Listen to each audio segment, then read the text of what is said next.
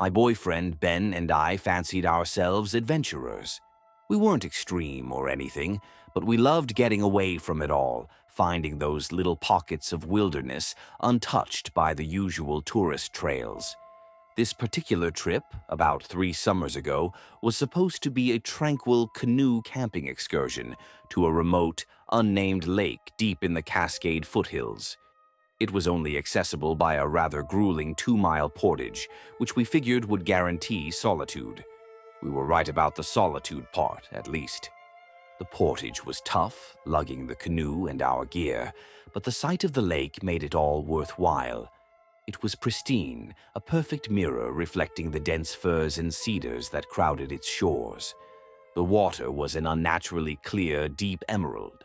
We found a small, flat clearing on the western bank, an ideal spot for our tent. Interestingly, there was an old moss-covered fire pit made of large stones, suggesting others had camped here before, though it looked like it hadn't been used in years. We set up camp, feeling a profound sense of peace. This was what we came for. As evening fell and the sky turned a soft violet, we built a small fire and cooked dinner. The only sounds were the crackle of the flames, the gentle lapping of water, and the occasional call of a distant loon. It was later that night, as we were drifting off to sleep in the tent, that we first heard it. A distinct splash from the lake, not too far from our shore. It wasn't like a fish jumping. It was heavier, more deliberate. Ben, ever the brave one, unzipped the tent and peered out with his flashlight. "Probably just a beaver or an otter," he whispered, but his beam swept across the dark, still water, and found nothing. The splashing didn't repeat, and we eventually fell asleep. The next day, we decided to explore the lake by canoe. The water was so clear you could see the bottom in the shallows, littered with fallen logs and smooth stones. As we paddled towards the center of the lake, I spotted something strange. "Ben, look!" I pointed. Below the surface, in the deeper water, I could have sworn I saw the faint outline of a structure, something angular and man-made, covered in dark algae. It was large, too. But as we paddled closer, trying to get a better look, it seemed to dissolve. The water became murky in that spot, and by the time we were directly over where I'd seen it, there was nothing but the deep, green void. Ben thought I'd imagined it, maybe a trick of the light on submerged logs. I wasn't so sure. Later, as we neared a small, muddy inlet on the far side of the lake, Ben suddenly stopped paddling. "What in the world?" he muttered, pointing to the bank. There, pressed into the soft mud, were footprints. They were huge, at least twice the size of Ben's booted foot, and distinctly webbed with 3 long claw-tipped toes. They weren't bear or deer or anything we could identify. They led from the water, up the bank a few feet, and then back into the water. A cold knot formed in my stomach. That evening, back at our campsite, the atmosphere felt different. The usual chorus of crickets and frogs was absent. The air was unnaturally still, the lake a sheet of black glass. The sense of peace from the previous day was gone, replaced by a prickling unease. As darkness enveloped us, the splashing sounds returned, closer this time, much closer. We sat by the dying embers of our fire, straining our ears, every nerve on edge. Ben kept his hand axe close. We retreated to the tent earlier than usual, zipping it up tight. The splashing continued intermittently, sometimes sounding like something heavy being dragged through the shallows. Then it was right at the water's edge, a mere 20 feet from our tent. There was a long, wet, dragging sound, followed by a soft, squelching footfall on the damp earth. Then another. My heart was a frantic bird beating against my ribs. Suddenly, a massive, dark silhouette blotted out the faint moonlight against the side of our tent. It was tall, impossibly tall, and wide. A low, gurgling sound rumbled from it, a wet, guttural noise that vibrated through the ground. We held our breath, paralyzed with terror. Then something heavy pressed against the nylon wall of the tent, right where my head was. The fabric bulged inwards. I stifled a scream. A shadow, long and pale, slid under the rainfly at the bottom of the tent door. It was a limb, unnaturally long and slender, ending in what looked like 3 long webbed fingers, tipped with dark, curved claws. It fumbled blindly, seeking the zipper toggle. That's when Ben snapped. He let out a yell and kicked out hard at the side of the tent, where the limb was. There was a startled, hiss-like gurgle, and the limb retracted sharply. We heard a series of heavy, rapid, squelching sounds as whatever it was retreated quickly back towards the water, followed by a tremendous splash. We lay there, trembling, for what felt like hours. Neither of us dared to speak. The silence that followed was more terrifying than the sounds had been. At the very first, anemic hint of dawn, we were out of the tent, our hands shaking so badly it was hard to pack. We didn't bother with breakfast. We threw everything haphazardly into the canoe and paddled away from that shore as if our lives depended on it, which we were fairly certain they did. We didn't look back until we reached the portage trail. The lake, when we finally dared a glance, was perfectly still and serene, as if nothing had happened. We reported our experience to a park ranger when we finally made it back to civilization, but he just looked at us with a mixture of pity and skepticism, muttering something about lake stories and overactive imaginations. We never found out what was in that lake or what made those webbed footprints, but we sold our canoe shortly after that trip. Some places, we learned, are best left undisturbed, their secrets kept by the still, deep waters, and some solitude is not peaceful, but a warning.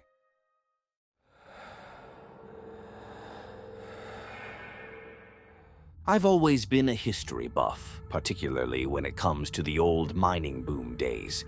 There's something fascinating about those abandoned sites, the ghost towns and the forgotten trails that snake through remote mountain ranges. I'm a seasoned hiker, comfortable with off-trail navigation, and I'd heard whispers about a particularly old and extensive network of mines, Cutter's Mine, deep in the Diablo Mountains, a place most modern maps had forgotten. The legends said it was cursed, but legends are just stories, right? The trail, or what was left of it, was even more overgrown than I'd anticipated. It took me the better part of a day to reach the area where the main shafts were supposed to be. The forest here was ancient, the trees towering and dense, creating a perpetual twilight even at noon. I found a small sheltered clearing to make a base camp. As I was setting up, I noticed a few odd things. A rusted pickaxe lay half buried in the dirt, as if dropped mid-swing. Nearby, a small campfire ring held the ashes of a very recent fire, yet there was no other modern debris. No wrappers, no cans, just the cold ashes. It was anachronistic. The next morning I set out to find the mine entrances. The air was heavy and still, and the forest unnervingly quiet. I found the largest of the shafts mentioned in the old records, its entrance a dark, gaping maw in the mountainside, shored up with decaying timbers. The "Keep Out Unstable" sign was so weathered it was almost illegible. I knew the risks of entering old mines, but my curiosity and the fact that this one was rumored to be unusually stable in its initial sections got the better of me. I just wanted a quick look. Flashlight in hand, I stepped inside. The temperature dropped immediately.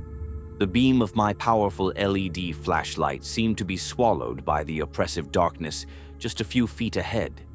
It was a strange effect, like the blackness itself had substance. I ventured in about 50 feet, the tunnel surprisingly wide and tall. That's when I heard it, a faint, metallic clanking, like a pickaxe striking rock, echoing from deeper within the mine. "Hello?" I called out, my voice absorbed by the damp stone. The clanking stopped instantly. Silence, thick and absolute, pressed in on me. I waited, heart thumping, but heard nothing more. Maybe it was just falling rocks, I told myself, or the mine settling. I pushed on a little further, around a slight bend. This section of the tunnel looked different. The rock face showed signs of recent work, not with modern tools, but with something more primitive, like hand tools. The air here was thick with the smell of damp earth, and something else, a faint, coppery, almost metallic tang that made the hairs on the back of my neck prickle. A growing sense of profound unease settled over me, a primal feeling that I was an intruder in a place I didn't belong. I decided that was enough. I'd seen the entrance, taken a few mental notes. Time to head back to the sunlight. I turned to leave, and that's when the humming started. It was soft, almost mournful, and seemed to be coming not from any specific direction, but from the rock walls themselves, vibrating through the stone and into my bones. My flashlight flickered, dimmed, then flickered again, casting erratic, dancing shadows. I tapped it, a knot of dread tightening in my chest. It came back on, but the beam was noticeably weaker, and in that weakened, flickering light I saw them, or rather I sensed them. Fleeting, elongated shadows moving at the very edge of my vision, just beyond the effective reach of my dying flashlight beam. They were indistinct, but undeniably there. The metallic clanking started again, much closer this time, accompanied by a slow, heavy dragging sound, like something cumbersome being pulled across the rough mine floor. I spun around, shining my weak light down the tunnel, but saw nothing. Yet the sounds were getting closer. I could feel a cold spot developing in the air around me, and an overwhelming, instinctual urge to run. I didn't need telling twice. I stumbled back the way I came, my boots slipping on the loose rock, terror lending speed to my retreat. The dragging and clanking sounds seemed to follow, always just behind me, always just out of sight. The mournful humming intensified, filling the narrow passage. I burst out of the mine entrance into the dim forest light, gasping for air, my heart threatening to explode. The moment I crossed the threshold into the open, the sounds from within the mine ceased abruptly. The forest was silent again, save for my own panicked breathing. I didn't stop. I ran back to my campsite, threw my gear haphazardly into my pack, and started the long hike out, constantly looking over my shoulder, feeling unseen eyes boring into my back the entire way. The forest, which had seemed merely isolated before, now felt actively hostile, ancient, and aware. When I got back to civilization, I did some digging into the local history of Cutter's Mine. The official records were sparse, but the local folklore was rich. Stories of miners who had gone in and never come out, of strange lights seen flickering in the abandoned shafts at night, and of a mournful humming said to be the spirits of the lost, still toiling in the dark, deeply resentful of any who disturbed their eternal labor. I don't know what I encountered in Cutter's Mine. Maybe it was the power of suggestion, my mind playing tricks on me in the dark. But the memory of that coppery smell, the dying flashlight, the mournful humming that vibrated in my very soul, and the distinct, terrifying sounds of something dragging itself towards me in the blackness. Those are things I'll never forget. Some trails are best left unexplored, and some histories are best left buried.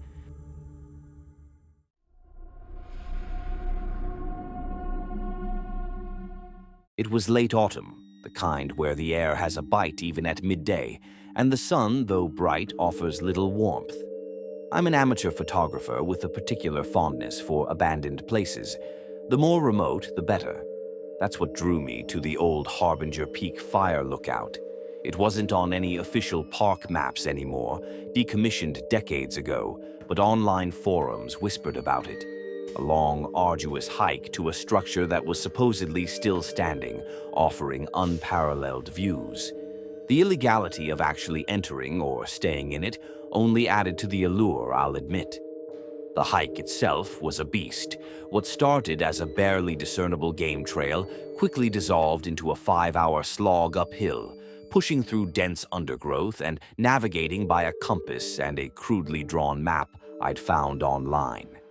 The forest was eerily silent, save for the crunch of my boots on fallen leaves and my own ragged breathing. By the time I broke through the tree line, the sun was beginning its descent, painting the sky in hues of orange and purple. And there it was, Harbinger Peak Lookout, silhouetted against the dying light. It was a rickety wooden tower, maybe 40 feet tall, with a small cabin perched on top, its windows like dark, vacant eyes. I'd come prepared for a rough night, maybe even having to camp at the base if the lookout was too dilapidated. But as I cautiously circled it, testing the main support beams, it seemed surprisingly solid for its age. The wooden stairs creaked ominously with each step, but they held my weight. The cabin at the top was small, a single room with windows on all sides, offering a breathtaking 360-degree panorama of the surrounding wilderness. It was dusty and smelled of old wood and mouse droppings, but there was a rusty cot frame in one corner and a small dilapidated table. It was perfect. I set up my sleeping bag on the floor, as the cot looked like it would collapse if a strong breeze hit it. After a quick meal from my pack, I spent an hour watching the stars emerge, a brilliant, untainted display far from any city lights. The silence was profound, almost heavy. That's when I first heard it, a faint, rhythmic tapping. Tap, tap, tap, tap. It seemed to come from the outside walls of the cabin. I told myself it was just the old wood settling, or perhaps a branch brushing against the structure in the faint breeze that had picked up. It stopped after a few minutes, and I eventually drifted off to a fitful sleep. The next day was spent exploring the immediate area and, of course, taking photographs. The views were, as promised, incredible. About 100 yards from the base of the lookout, half hidden in a thicket of gnarled pines, I found a strange circle of stones. They weren't natural. Each stone was about the size of a human head and had been deliberately placed. It felt intentional, almost ritualistic. A shiver ran down my spine despite the afternoon sun. I shook off the unease, attributing it to the isolation, and continued with my photography, though I couldn't shake the feeling of being watched. As dusk settled on my second day, I retreated back to the cabin. The wind had died down completely, and the silence was even more profound than the night before. I ate my dinner, a growing sense of apprehension gnawing at me, and then the tapping started again. Tap, tap, tap, tap. It was more insistent this time, and it seemed to be coming from different spots around the cabin, as if something was slowly circling. I called out, "Hello? Is anyone out there?" My voice sounded small and weak in the vast emptiness. Only silence answered, followed by another series of taps, closer this time, right beneath the window I was peering out of. My heart hammered against my ribs. Then a new sound joined the tapping, a soft, almost inaudible whispering. It was too low to discern any words, but it was undeniably there, a sibilant murmur that seemed to emanate from below the cabin floor. The lookout was built on stilts, with an undercroft, a sort of storage space accessible by a trapdoor on the outside near the base of the stairs. The whispering seemed to be coming from there. Fear, cold and sharp, pierced through me. I backed away from the windows, my flashlight beam shaking in my hand. The whispering grew slightly in volume, and I could hear a faint scratching sound, like fingernails on rough wood, accompanying it. The shadows cast by the moon outside the windows began to shift and elongate in ways that didn't seem natural. I saw a flicker of movement out of the corner of my eye, something tall and unnaturally thin darting past one of the western windows. My breath hitched. That was no animal. The trapdoor. The thought slammed into my mind. The trapdoor to the undercroft. Even as I thought it, a loud rattle echoed from below, as if something was shaking the trapdoor from the inside. Then came a sound that made my blood run cold. A low, guttural growl, a sound that was not quite animal, not quite human. It was filled with a raw, primal hunger. Panic took over. I scrambled to the main door of the cabin, the only way in or out from the top, and wedged the dilapidated table against it. It wouldn't hold against a determined assault, but it was all I had.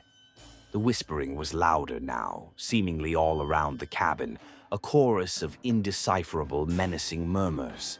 The tapping became a frantic drumming, and the trapdoor below rattled violently, punctuated by those terrifying growls.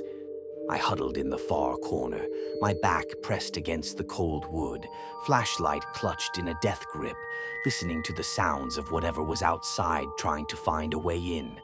The night stretched into an eternity of terror. I didn't sleep. I don't think I even blinked.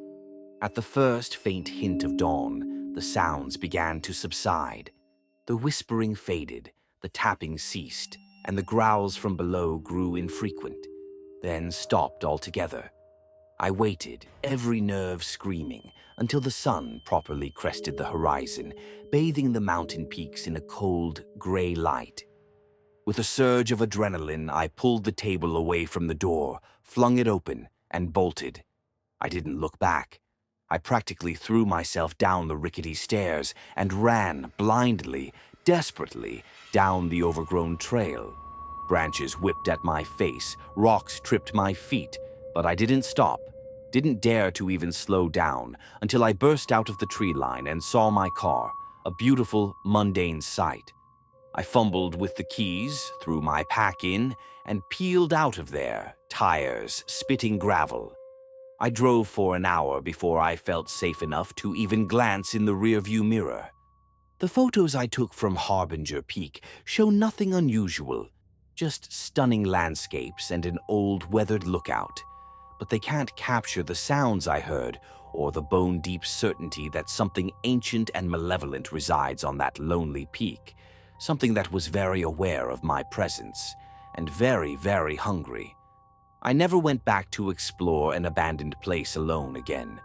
Some doors are best left unopened, and some whispers are best left unheard.